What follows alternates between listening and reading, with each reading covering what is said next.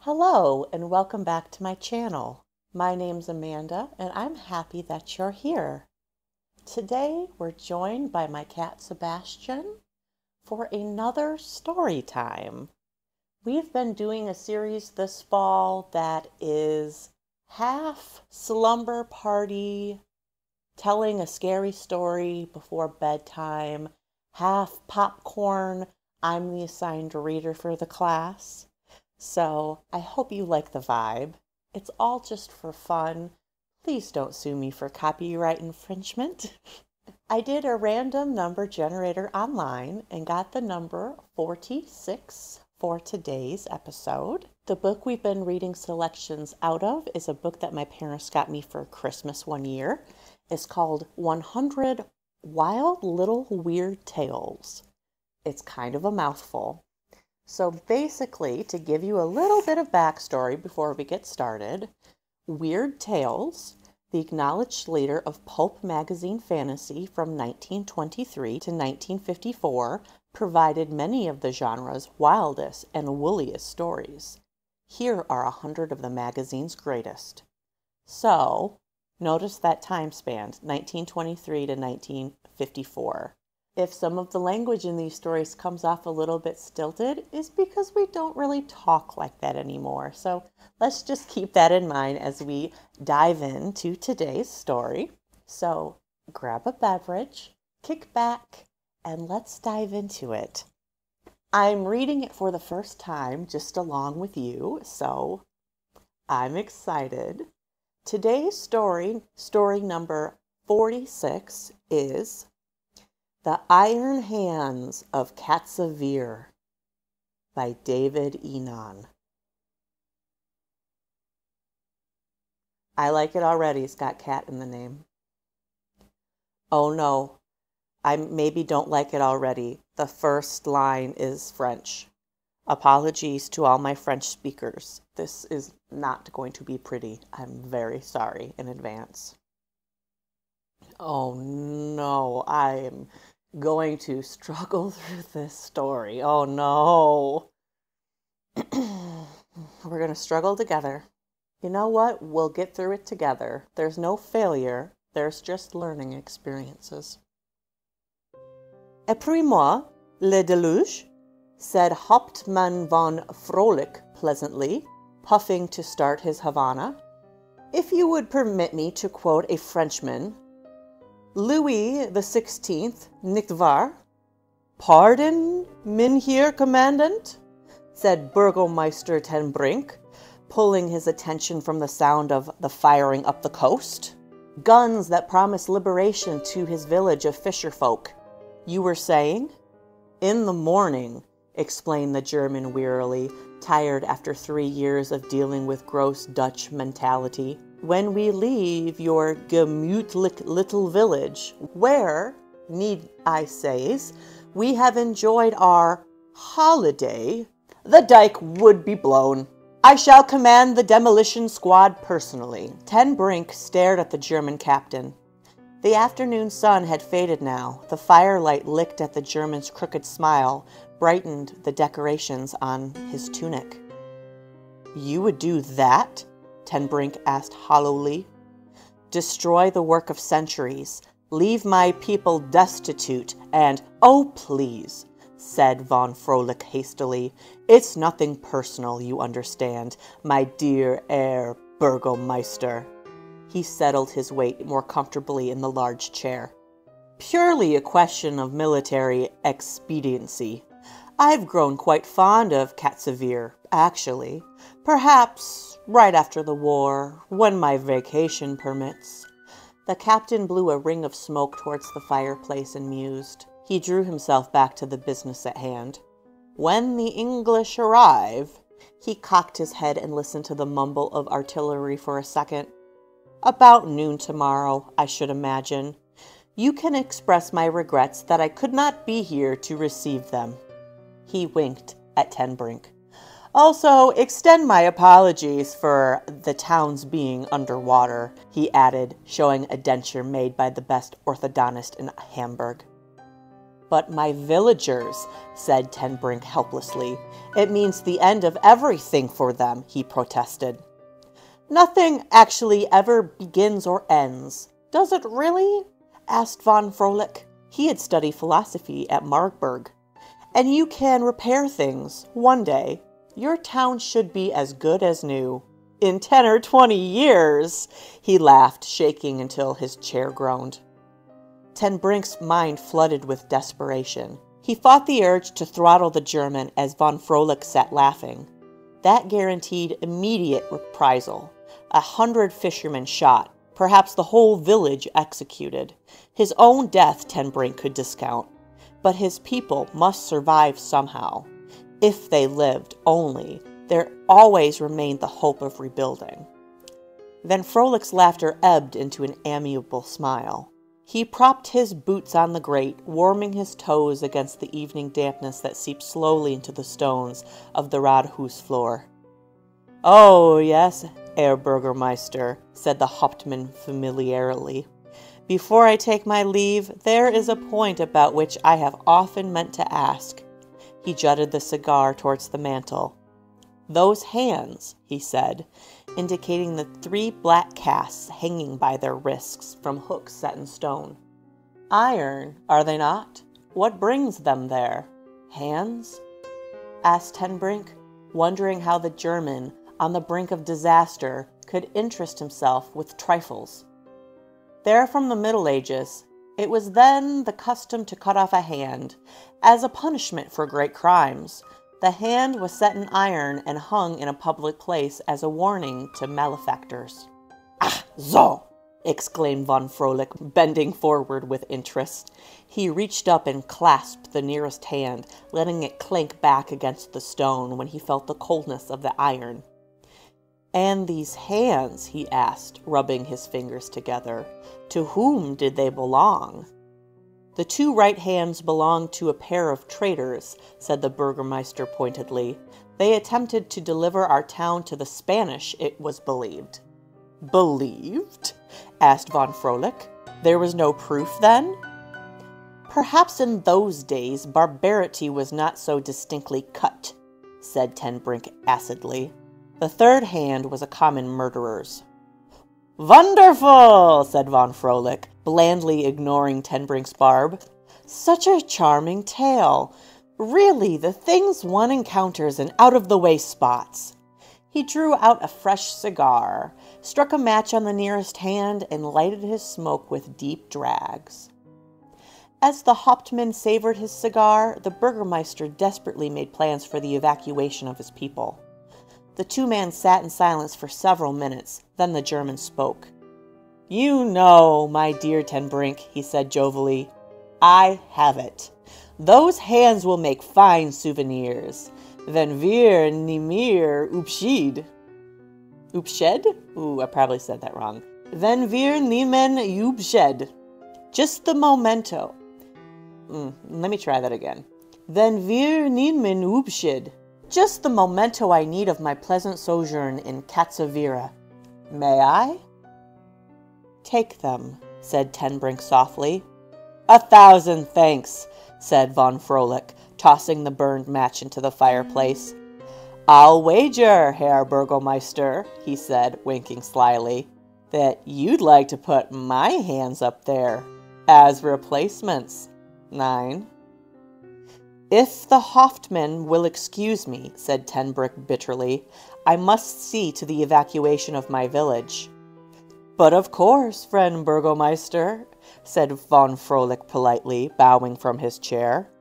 Till morning, then. Ten Brink nodded sharply, then started towards the door. Oh, and also, Herr Burgermeister, called the Hauptmann as Ten Brink reached the door. Thanks for the hands. The door slammed, and Von Froelich leaned over to poke up the coals in the grate. When they glowed to his satisfaction, he loosened his belt, opened his collar, and reached for a glass of brandy at his elbow. From the north, the rising winds brought the sound of artillery stronger than before. Von Froelich listened to the barrage.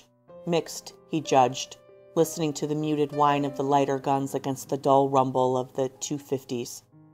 An orderly slipped into the room and closed the shutters against the night, leaving an oil lamp beside the captain, who sat staring at the pictures in the fire. Von Froelich rolled the brandy slowly around his tongue and stared up curiously at the hands, etched against the old stone by the firelight. As he studied them in the flickering of the flames, they seemed to pulse and clench with the slow, strong rhythm of the rising fire. The North Sea wind moaned over the chimney, sucking the flames higher, and the hands seemed to dance from their hooks like tiny puppets, anxious for the show to begin. Von Froelich started as the iron fingers drummed on the stone, but no, it was only a flash of hail against the window panes outside. The German broke his gaze from the mantel, gulped the rest of his brandy, and stared determinedly into the fire.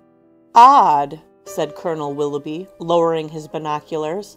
"They've been destroying the dikes all down the coast. You don't suppose they've been planning to make a stand here, do you?" he asked a junior officer at his left. "It's not very likely, is it, sir?" said Lieutenant Downes. "Our patrols haven't drawn any fire. Unless, of course, Jerry's planning some sort of trap." The colonel pulled down a battered package of players from his tunic pocket, offered one to Downes, then tamped his own against a thumbnail. He continued tapping the cigarette absently, staring out across the dunes, capped with tufts of grass swaying gently against a leaden sky. The cry of a gull drifted across the murmur of the waves, and the colonel turned unconsciously to accept a light from the lieutenant. "Jerry isn't given to subtleties, as a rule," mused the colonel, who was trying to reconcile his military logic with the fact that the situation didn't feel right. "Still, I expect you'd better go in for a look around." "Of course, sir," said the youngster. "Take anyone along you'd like, Downes," the colonel said as the boy started up over the embankment. "I'd suggest Sergeant Phillips." "Quite, sir," agreed Downes, motioning to an aging non-com in a scarred tin hat. "Oh, and Downes," the colonel added, glancing at his watch, "we'll follow you in at 12:30, regardless." "Just as you say, sir," said the lieutenant, reaching the sergeant a hand to the top of the dune. The colonel watched silently as the two figures moved off among the waving grass, Downes in the lead, Phillips moving warily with a submachine gun gripped at the ready.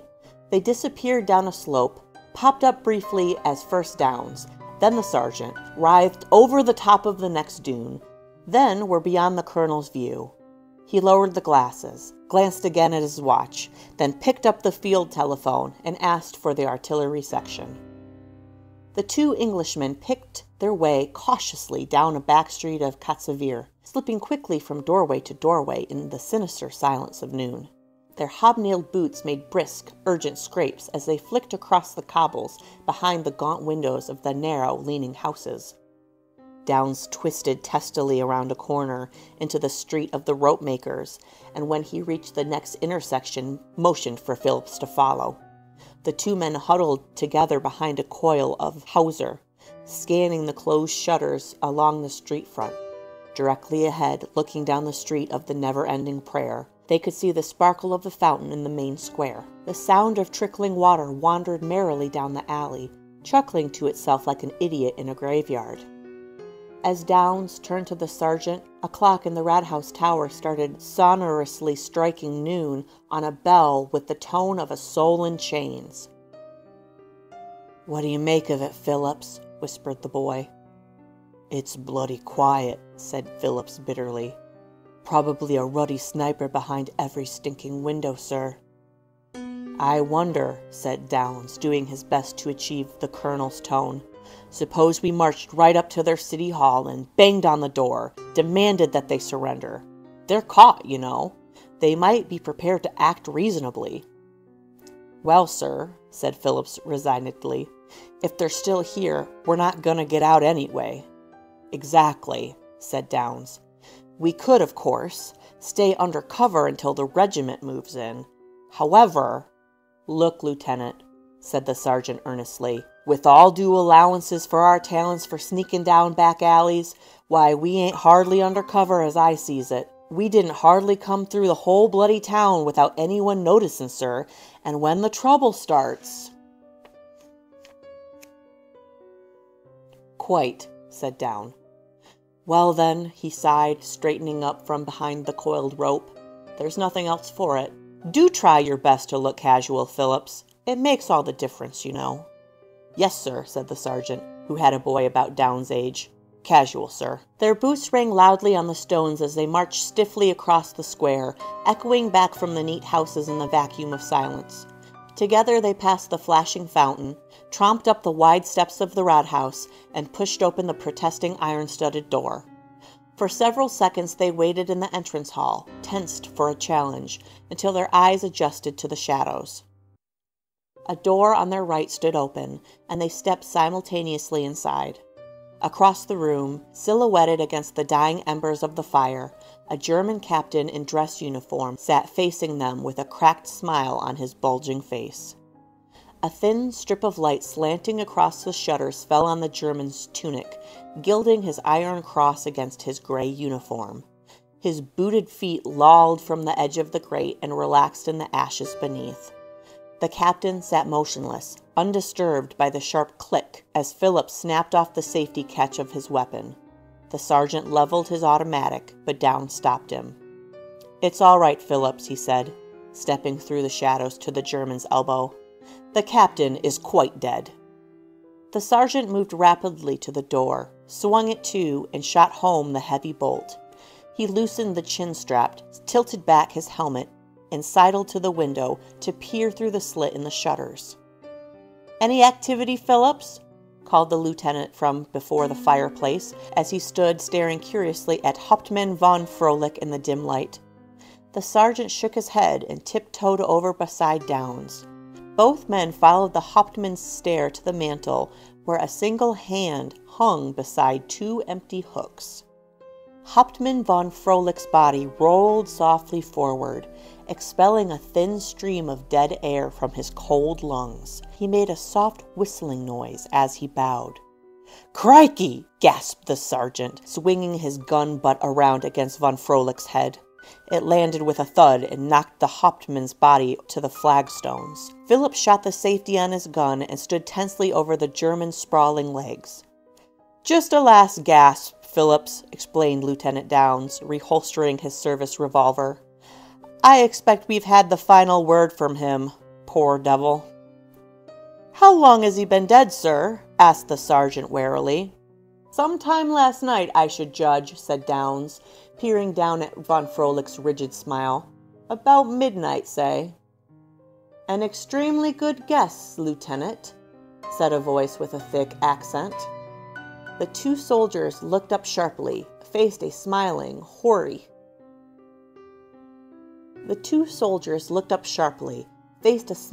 hoary-headed figure in the doorway. Lieutenant Downs glanced at the silver chain of office around the old man's shoulders, then extended his hand cordially. "Are you an authority here, sir?" he inquired.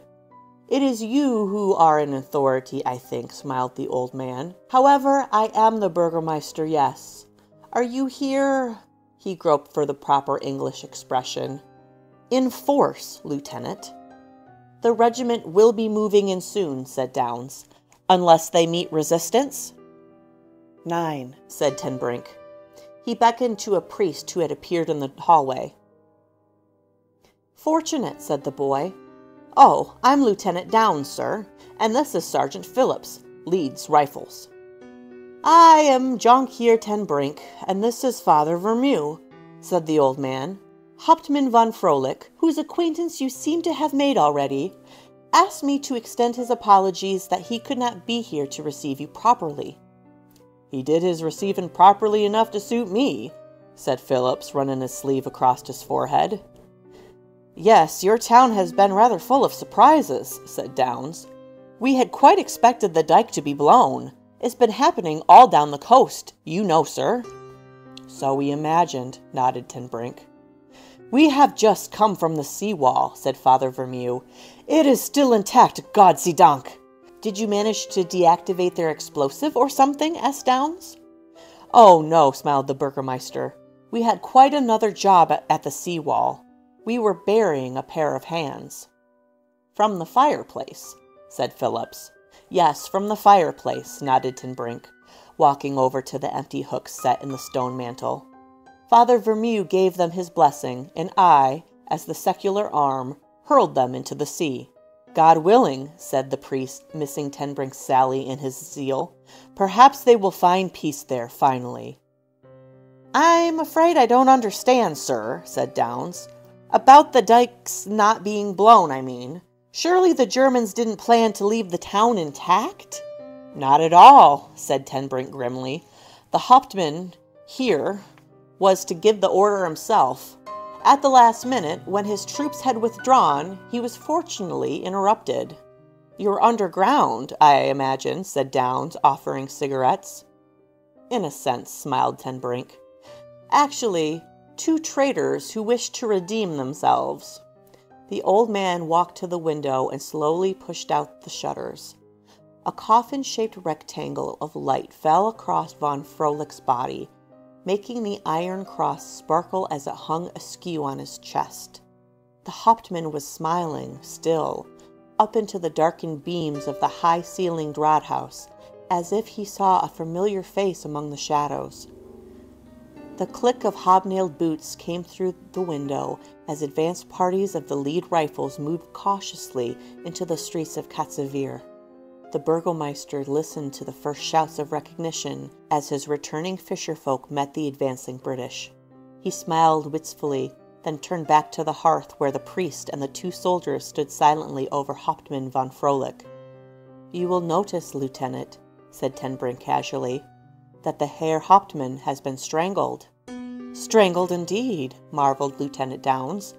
"Why, the fingers must have snapped his spine." "Ja," said the Burgomeister. "The fingers of 2 right hands." Dun, dun, dun. What did you think, Seppi? Did you like the story? All right, I think it's time for a drink and a literary breakdown. So, The Iron Hands of Katzaveere by David Eynon.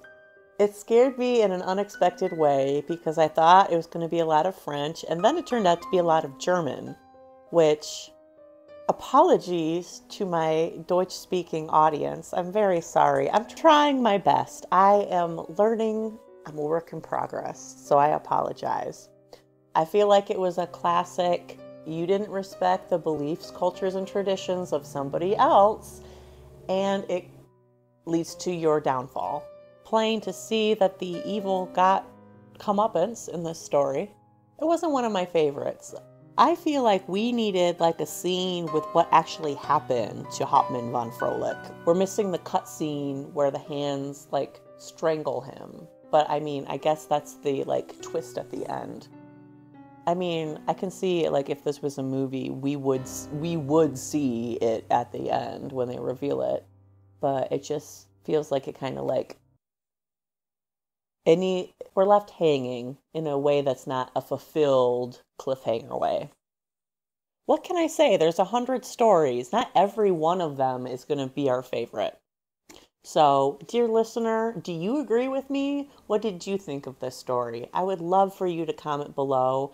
And why don't you give this story a rating from 1 out of 5, with 5 being, this is the best story ever. What are you talking about, girly pop? You crazy. To 1 being like, this is the worst story ever. And 3 being a comfortable, this is just an average story out of this book. You're overthinking it. I feel like I'm going to give it maybe a 3. Maybe a 3, the Katzaveere, because it's got cat in the name. Maybe that bumps it up to a 3. It's just kind of like an average. I feel like the other stories we've read just have had that extra little oomph that like pushes it over the top. But you know, it's just my opinion, and your opinion's valid too. So if you liked this video, please leave it a like and subscribe for more videos just like this one in the future. I think we have plenty more stories to read out of 100 wild little weird tales, and I'm excited to share it with you. I hope you're enjoying your fall season, and I will see you in the next video. Cheers, or Prost. Ciao, ciao.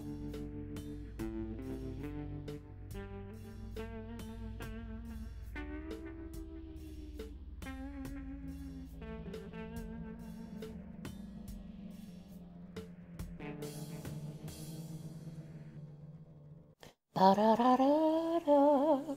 Da da da da da da da da da da da da da da da. Bow bow bow bow bow.